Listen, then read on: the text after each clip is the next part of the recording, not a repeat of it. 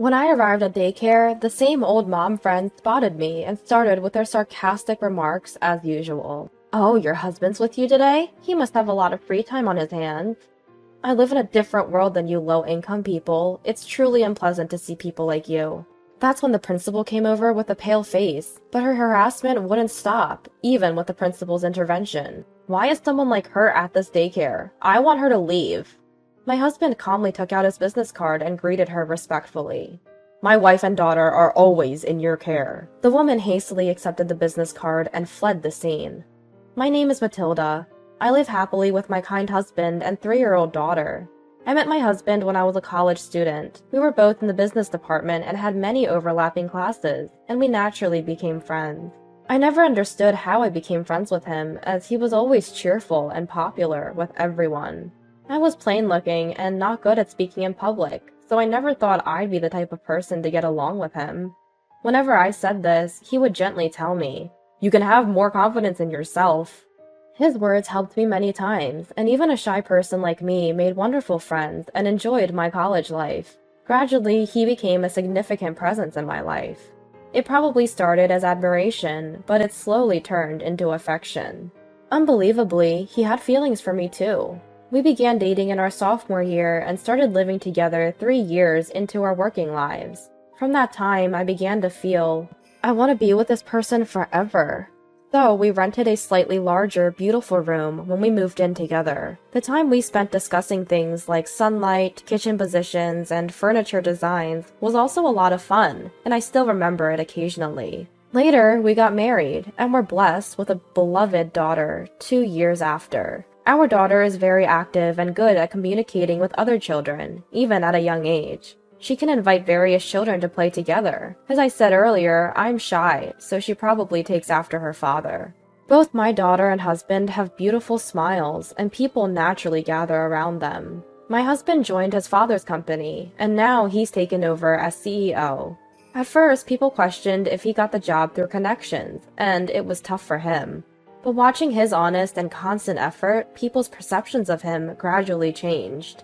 His wonderful traits, like talking to everyone without discrimination and always being considerate of those around him, have remained the same since we met in college. Even as his position changed, my husband's attitude never did. That's why he's admired by everyone at the company, always at the center of it all, a reflection of our daughter. I love and respect both of them so much. But what about me? I'm trying my best, but I can't seem to gain confidence and end up feeling anxious. And it shows on my face. My husband and daughter always seem to sense when I'm feeling down and encourage me. Words from my husband like, "You can have more confidence in yourself," or my daughter's, "I love you, Mom," have been my salvation. When my daughter started going to daycare, the mothers living nearby, who had children of the same age, taught me various things. Thanks to them, even shy me was blessed with mom friends at daycare. We've been living in the same place since we moved in together, but one day, because of my husband's situation, we had to move, and our daughter had to go to a new daycare. It's sad to leave this town where we have so many good friends, but it can't be helped. We were determined to do our best in the new place as a family of 3. And I was a bit worried if my daughter, who had to suddenly change daycares, would fit in well. But now, every day, my daughter goes to daycare happily, even after the change. Seeing her make friends so easily in the new place, I was impressed. It seems that my worries about her fitting in were unnecessary. On the other hand, I was struggling to make mom friends at the new daycare. It seemed like I was the one who should have been worried. I was almost in despair at the towering wall before me, wondering if building relationships from scratch in an unknown place could be this hard. That's when Claire came to my rescue. Claire's daughter was the same age as mine, and they were in the same group. To me, someone who finds it hard to initiate conversations, Claire was like a savior. But, "Good morning, Matilda." "Good morning. Wow, you look fabulous in that outfit today." Claire was always wearing dazzling clothes. Not just that, she also carried a high-end designer bag. "Really? This is a new dress my husband bought for me." At first, we just made small talk. But gradually, Claire began to belittle me daily, one-upping me about education, her husband's income, children's activities. friends' professions, and more. With no other mom friends, I was becoming Claire's daily target, and I didn't know what to do. I was laughed at for my terrible outfits, or ridiculed. You carry the same bag all the time. Is that the only one you have? To be honest, it was a considerable strain. But time passed and I couldn't confide in anyone. And today, Claire found me and approached me again. "Matilda, you look so casual again today," she said, laughing at me with a snort. Then, as if remembering, she asked, "So what does your husband do, Matilda?"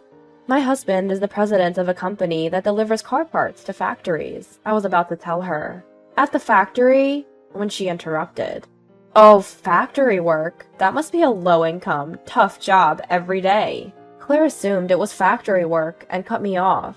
First of all, calling people working in factories low income was rather inappropriate. I thought, I really don't like Claire. And I was wondering why she always acted as if she was mocking people. According to what I heard, Claire is apparently the daughter of the daycare owner. And because of that, nobody dared to stand up to Claire. So she was free to do as she pleased. I used to think that I could endure the minor discomfort I felt, but Claire's harassment escalated, day by day, finally affecting my daughter as well. "Don't get close to Matilda's family, they're poor and don't earn much." That's what she spread around, isolating my daughter and me. She might have been going around telling the children, "You can't play with her." My daughter was always able to make friends with various children, but this time she couldn't, and she felt down. "Nobody wants to play with me anymore." When she said that, I was tormented by not knowing what to do to help her, even though I wanted to. I want to protect my daughter. However, with Claire doing whatever she wants to us and everyone avoiding us, what can I do? I was afraid to take action, thinking that if I sought help from teachers or other mothers, the situation might worsen. Above all, I was infuriated and felt pathetic that I could do nothing for my daughter on my own. At that time, there was one mother who talked to us without caring, but she too ended up being harassed by Claire. And the other mothers distanced themselves from us even more. I thought I shouldn't cause trouble to the other mothers, and I couldn't say anything. Meanwhile, taking advantage of my inability to do anything, Claire would daily taunt us. If it were just me, I could bear it, but I can't leave things as they are if it's affecting my daughter. It's a situation that must be dealt with as soon as possible. Finally, I consulted my husband about the incidents at daycare and the awkwardness that had arisen. He said, "It must have been hard, thank you for telling me," and suggested that we go pick her up together from now on. Indeed, going together does seem to ease the burden a bit. Although I felt bad for my busy husband, I couldn't thank him enough for creating time for us with a smile. "Matilda, you're taking on too much alone. You can rely on me and everyone around us." At those kind words, the tension I'd been feeling lately gave way, and tears flowed. The very next day, my husband and I went together to pick up our daughter. I wanted to avoid making our daughter feel uncomfortable, so I had told my husband that even if Claire said something, he should not argue back or raise his voice. We're just going today to see what the situation is like. That's our feeling about it. Maybe just the fact that my husband is with me will change Claire's attitude.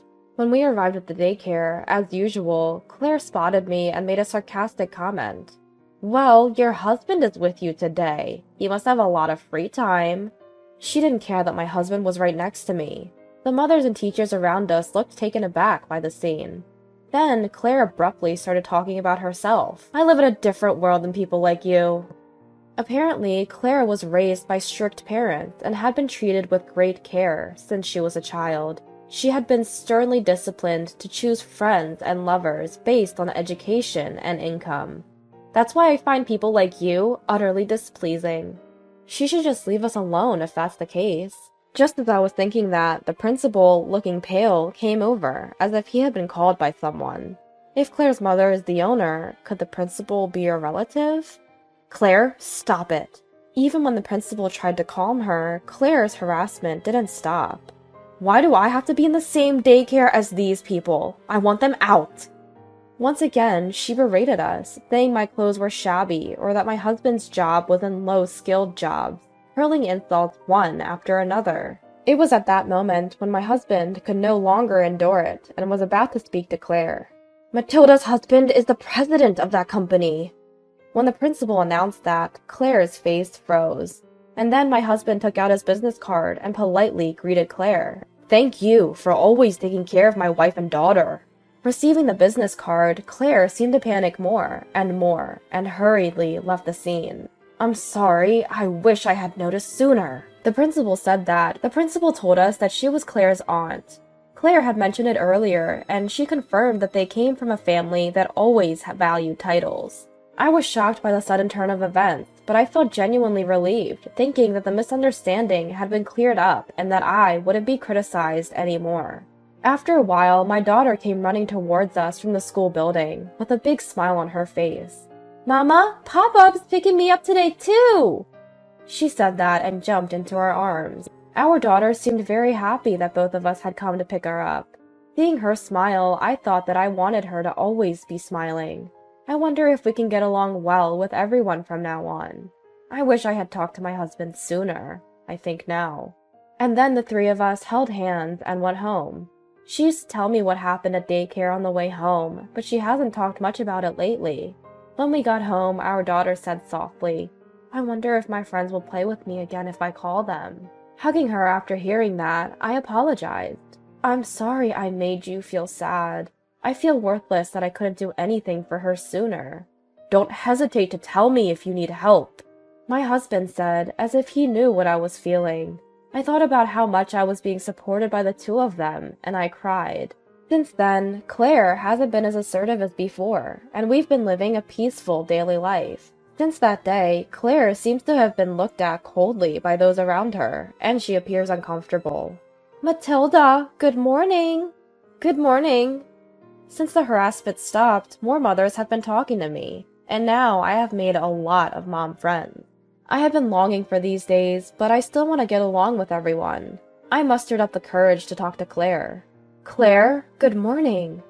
At this, Claire's eyes widened in surprise for a moment before she replied in a small voice, "Good morning." There was a reason I wanted to talk to her this way. I heard from the teacher that my daughter and Claire's daughter often play together. Indeed, when my daughter comes home, she often tells me about playing and talking with her. And just the other day, she was invited to play at her house. "I've heard that your daughter has been kind to mine. Thank you." Saying this, Claire looked down a little. "May we come to your house to play sometime?"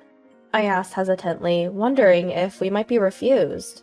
Then Claire slowly raised her face and said, "My daughter invited you, so we are looking forward to it." And she smiled a little. "I'm sorry for all the terrible things I've said before." I was very happy that Claire apologized and gladly accepted my daughter's invitation to play. With the help of our daughters, I was able to resolve the hard feelings with Claire. Since coming to the new daycare, I had been constantly troubled, but now my daughter and I are enjoying ourselves. Since that day, my husband has been picking up our daughter every day, except when he really can't. And she is delighted with that. On the way home, our daughter cheerfully tells us about her day, and we walk slowly while discussing things like, "What would you like for dinner tonight?" I want these days to continue forever. Thinking this, the three of us walk home, happily holding hands.